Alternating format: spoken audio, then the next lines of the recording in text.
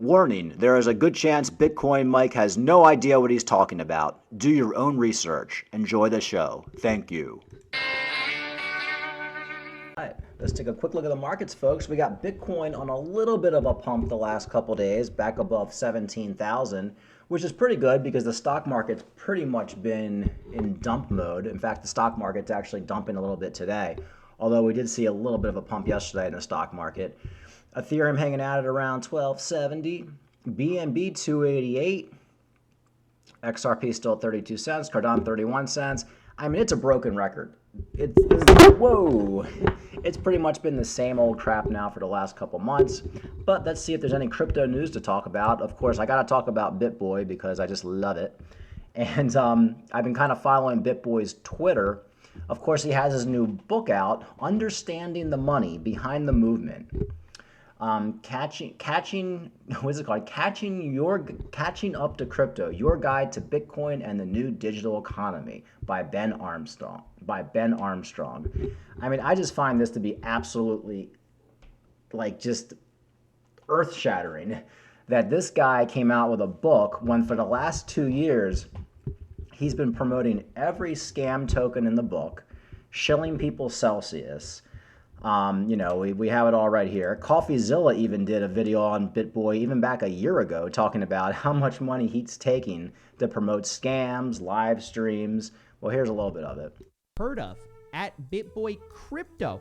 He's the largest YouTube crypto channel, and I found this media kit thanks to Zach on Twitter, who's always digging up really interesting crypto stories. Now, here in this media kit, we can see the demographics of Bitboy's channel. We can see that it is mostly going to be a male audience, which not too surprising there. But we can also see how much it costs for, getting shouted out. Dedicated review, $35,000.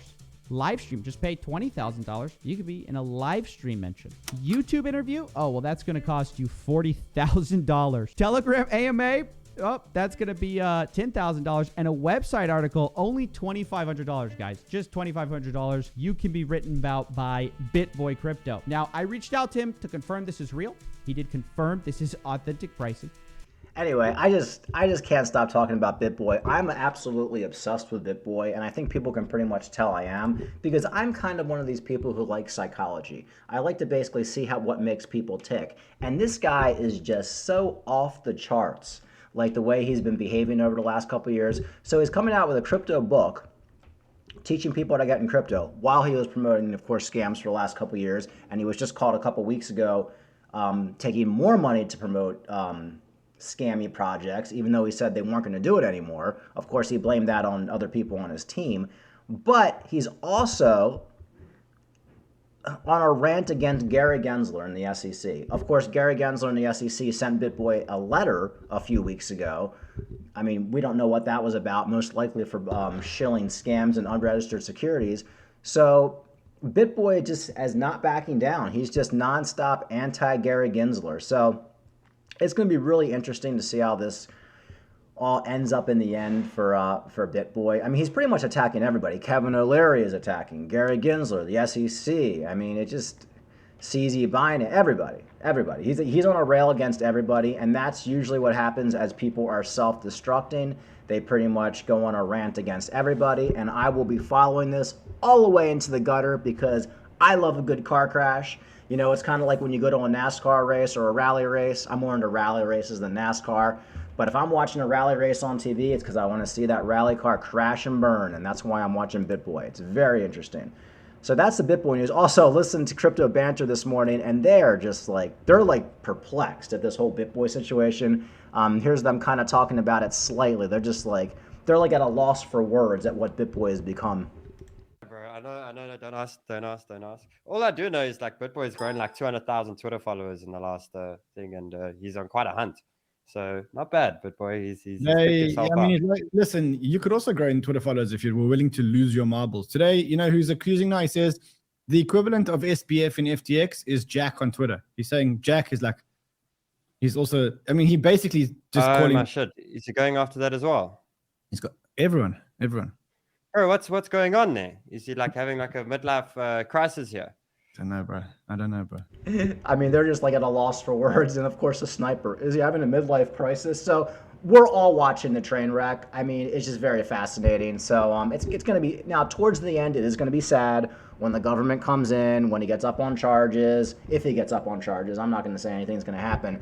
But when he eventually has to stop making YouTube videos and pay back all that money and he gets fined, you'll probably see a lot of videos of Bitboy crying and saying he's sorry and things like that. But and, you know, you will feel sorry for him because, you know, I feel like at this point he just doesn't understand what kind of trouble he's in. And I would assume if he has an attorney, his attorney's telling him to shut the freak up at this point. But much like Sam Bankman-Fried, look, I've made the comparison between Bitboy and Sam Bankman-Fried, at least for personality. I'm not going to say one's worse than the other. Of course, Sam Bankman-Fried is way more of a fraudster than Bitboy. But they have that same personality where they can't shut the fuck up, even when it's good for them. We know Sam Bankman-Fried's attorneys have told Sam that he needs to shut up, but he won't. I guarantee you, if I got an SEC letter and I told my attorney about it, my attorney would be like, don't make a YouTube video about it and don't attack the SEC chairman when you have this SEC letter. So very similar personalities. I kind of equate it to self-destruction, self-sabotage, and that's what you're seeing right now. And I do think, much like Sam Bankman-Fried deserves everything he's going to get, I think Bitboy deserves everything he's going to get for promoting those scams over the last couple of years and getting his followers wrecked. Okay, that's my Bitboy news for the day. Let's move on and see what else is going on. Cz and Sam Bankman-Fried have been duking it out on Twitter over the failed FTX Binance deal. The former FTX CEO claimed that Binance threatened to walk at the last minute without an additional $75 million, accusing Cz of lying about his role in the deal. December 9th, Twitter, Cz referred to Bankman-Fried as a fraudster, saying Binance exited its position in FTX in July 2021 after becoming increasingly uncomfortable with Alameda's Sam Bankman-Fried, according to the Binance CEO. Sam Bankman-Fried was unhinged at the exchange, pulling out, a claim that prompted an online response from the former FTX CEO. Bankman-Fried criticized CD for his public domination of FTX, adding details about the negotiations between the exchanges amid the FTX reported liquidity crunch in November. So, of course, they're going back and forth. Here's a little snippet right here. Here's CZ, talking to SBF. Sam, not that it matters now. You also can't force us to sell if we don't want to. Also, we have the veto rights to block any further fundraising you were doing. Never used or mentioned it. It was never a competition or a fight. No one won. We don't try to tell your friends to focus on us. Focus on yourself. You should have learned by now. Sam was so unhinged when he decided to pull out as an investor that he launched a series of offensive tirades at multiple Binance team members, including threatening to go to extraordinary lengths to make us pay. We still have those text messages. I would love to see those text messages. And I think CZ is so upset now and so annoyed with Sam Bankman-Fried. I think we probably will see some leaked text messages between CZ and Sam Bankman-Fried. All this is going to be coming out, folks. We're still early on in this mess. And of course, you have Sam Bankman-Fried coming back saying, you won, CZ Binance. There's no need to lie now about the buyout. You know, Sam Bankman-Fried keeps looking at this as a competition, like, oh, you won. But it's not about that. Even CZ is saying it's not about that. It's just about doing the right thing. And with Sam Bankman-Fried, it's basically just about who won, which is really weird the way he sees it. So anyway, that's that. You guys can look up the Twitter spoke, but this was like a couple days ago or yesterday, I think. They're kind of going back and forth, and it just kind of shows you how crazy Sam Bankman-Fried is. That he basically sees this all as like one big video game. Meanwhile, you know, people lost billions and billions and billions of dollars on this shitty exchange. Now, I also found that Sam Bankman-Fried, it looks like he's going to be testifying. Sam Bankman-Fried says he'll testify before Congress. Now, I would assume this is going to be virtual. Sam Bankman-Fried, the founder of the failed crypto exchange FTX, has agreed to testify before the House Financial Service Committee next week, which is going to be on December 13th. Now, of course, the big question is, will it be virtual or will he come in? It's probably going to be virtual. I cannot see this guy actually flying to D.C.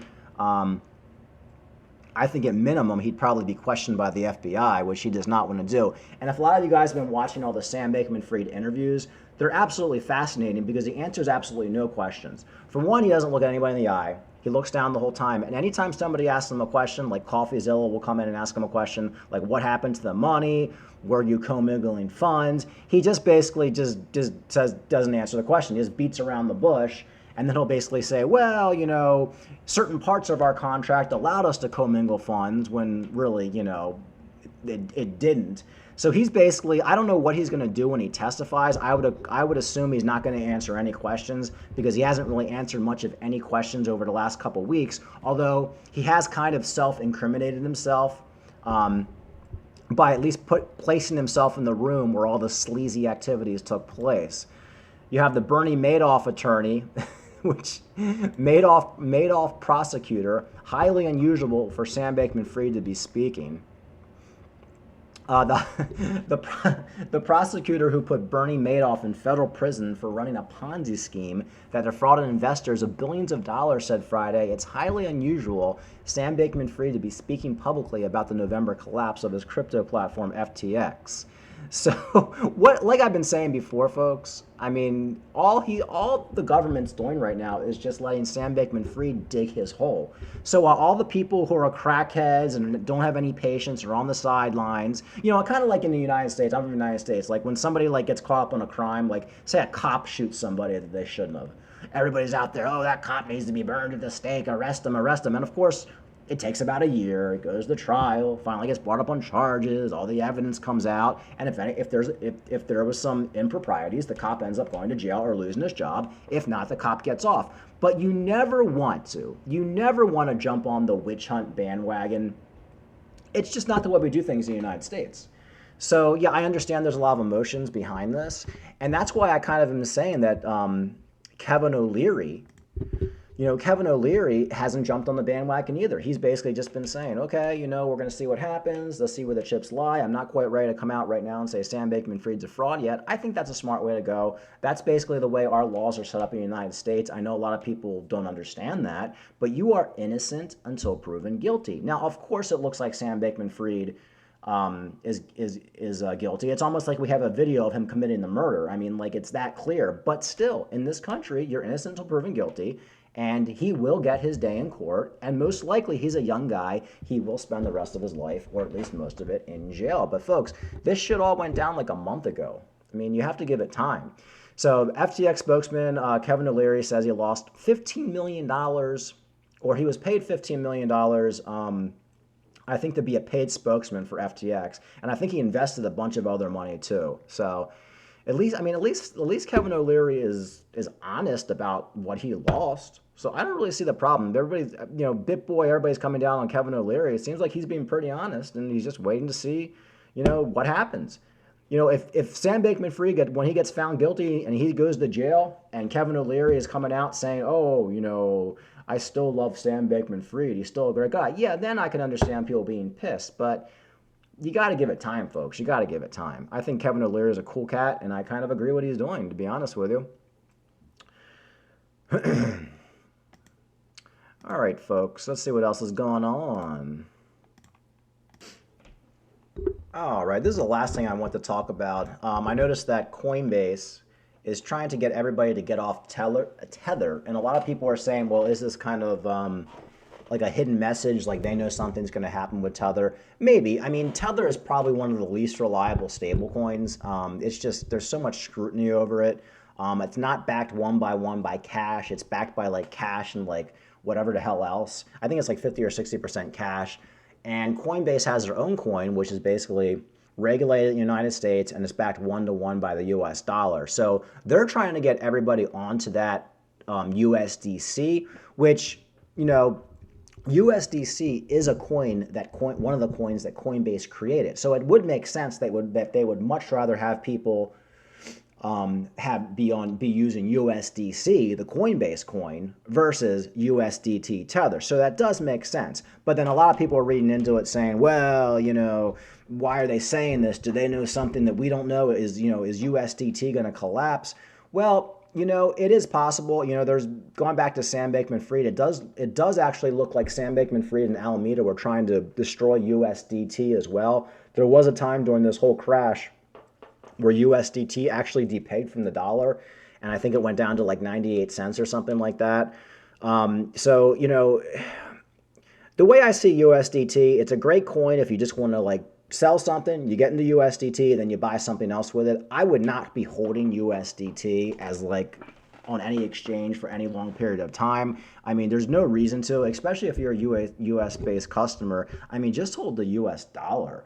But second to the US dollar, I'd probably say USDC. So I think we should all, in this crazy climate we're in right now, is maybe see the writing on the wall. Of course, Coinbase can't come. If Coinbase were to come out and say, oh, we just we're not huge fans of USDT anymore. We just don't trust it. That could cause a market dump. That could cause a bank run on USDT. So the way that Coinbase is basically doing it is they're letting people transfer from USDT over to USDC without any fees. So, like I said, USDC is their stablecoin, so it makes sense. But if you want to play conspiracy theorist and just be safe, there might be another reason behind that as well. So, but like I've never trusted USDT. I mean, nobody I know in crypto trusts USDT. You just kind of use it as a means of exchange. But if you're holding USDT on Coinbase, there's no reason for you to transfer that to USDC or to the US dollar. I mean, it's a no-brainer. It's almost like retarded to be holding USDT if you don't have to. Now, sometimes you have to. So that's pretty much it, folks. Market's pretty much hanging out. We'll see what happens this weekend. Next week's supposed to be a big week, so we'll see what happens. A lot of people think we're going to be going into a recession this year with the stocks. I don't know. I mean, I think it's definitely possible, but my motto is when everybody thinks something's going to happen, I try to be the contrarian and I try to take the opposite effect. So, maybe we'll go into a recession and maybe it just won't be as bad as everybody thinks. Maybe Bitcoin's already bottomed at $15,000 and that's where we're going to be for the next few months and then shoot up from there. Nobody knows. Or maybe Bitcoin's going to drop down to $12,000 or $10,000 and get that 85% dump. But it could happen so fast. You could be asleep, you could be out at the bar, and it could just be a flash crash. Boom, we're at 15,000, you get your drink, you look, it's 12,000, then it's right back up to 18,000. So these are the bottoms, folks. These are when the people who buy crypto now, okay, are the ones who are going to make it rich in 2024, 2025. Whenever I see somebody in my comments saying, I'm not buying anything now, I'm waiting until it goes lower, I get like PTSD flashbacks to the COVID dump when everybody was telling me Bitcoin was going to zero or was going down to $500. And that kept me from buying crypto. That kept me from buying more Cardano at 3 cents. It kept me from buying Bitcoin at $3,800. All the dumb money scared me. My fault, but it scared me. And I'm not going to make that mistake again. So when I see these comments, oh, it's going lower, you're an idiot, blah, blah, blah. Okay, maybe it will. But, if I got a ton of Cardano at 28 cents, which was my last big buy, I have 29 cents, I believe, something like that, and it goes down to 15 cents, I'll just buy more. And if I have no more money to buy Cardano, I still got Cardano at 28 cents because I fully believe it will be $5 to $10 in a few years. Same with Bitcoin. I mean, if I just bought Bitcoin at $3,800 during a COVID dump, because I could have bought like 30 Bitcoin. Like I could have done that easily back then. I'd be completely retired right now. But what was I doing then? I was selling shit. And then the next day everything went back up and I had to buy back in higher. So I'm not making that mistake anymore. I'm not following the dumb money, the CNBCs, the people on the comments. Not necessarily my comments, just I like to go on YouTube and read comments on other channels because it gives me an idea of where people are. The people on my channel are actually very, very smart because it seems like the people who are shilling and doing the paid promotions have the dumbest people who watch their channel. And that I'm actually proud that at least the few people I have that watch my channel are actually smart. But occasionally you get the person coming in saying, oh, it's going to go lower. Like, who cares if it does? I mean, if you're afraid to buy Bitcoin at 17,000, you're really going to be afraid to buy Bitcoin at 12,000. So you just have to look past the noise and think 2 years out, if you buy now, you should be able to make a lot of money if you buy the right coins. I mean, you can't buy shit. All right, folks, like and subscribe. Have a good weekend.